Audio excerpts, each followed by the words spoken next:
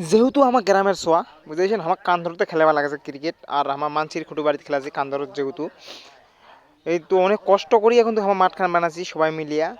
আর এই মাটির মালিকটা কি করে জানেন, আজকে আমার মাঠ বানাচ্ছি, আসিয়া যেলা খেলামো সেলা কই এ মাটি খান চিপি রানা গিবে মোর, এমন করে কথা কয়। আরো অনেক রকমের কথা কয়। তারপরে আমার চেঙ্গালা তো না শুনিয়া না বুঝিয়া মাঠ বানায় ফেলাই। আর মাঠটা প্রথম দিনকে যা খেলানি খেলানি, পরের দিন দেখিবেন মাঠখান হাল বয়ে দিয়ে থুয়ে দিয়েছি। মানে হয় ওই গারস্থটার মাথাটা ধামা কুদাকুদি করেছিল, এরকম মনে হয় অনেক সময় আর কি। আমার চেঙ্গাল্লা অনেক কষ্ট করিয়া মাঠখান বানাছি।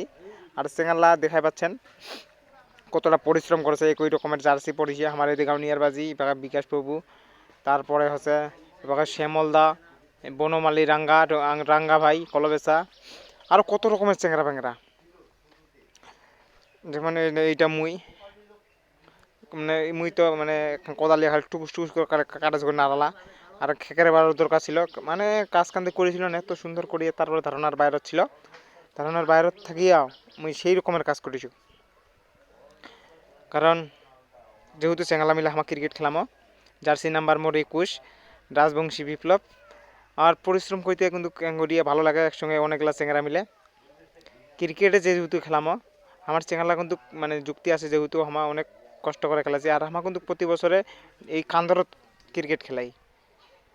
আর আমার যারা ডিগিটা মানে শেষ হয় আবাদ গেলা আমার ডিগিট খেলাই। অবশেষে তুমি বসিয়ে আছো, মানে অনেক পরিশ্রম করার পর মুই বসে আছো। বসে থাকার মানে গাউনিয়ার বাজি মুই আর আমার বিষ্ণু। আর এই পাশত মানে কুদ্দাকুদ্দি করছে রাঙ্গা, রাঙ্গা কুদ্দাকুদ্দি করছে মাঠখানতে খেলা যাবে না নাই। আর এই পাশত মানে বল করলে আমার বিকাশ বাবু, না বিকাশ বাবু ব্যাটিং, আপেল বোলিং বলের মাঠের বাইরে। হরি বল হরে কৃষ্ণ। ভিডিওখন ভালো লাগলে শেয়ার করে দিবেন, অন্যজনকে দেখার সুযোগ।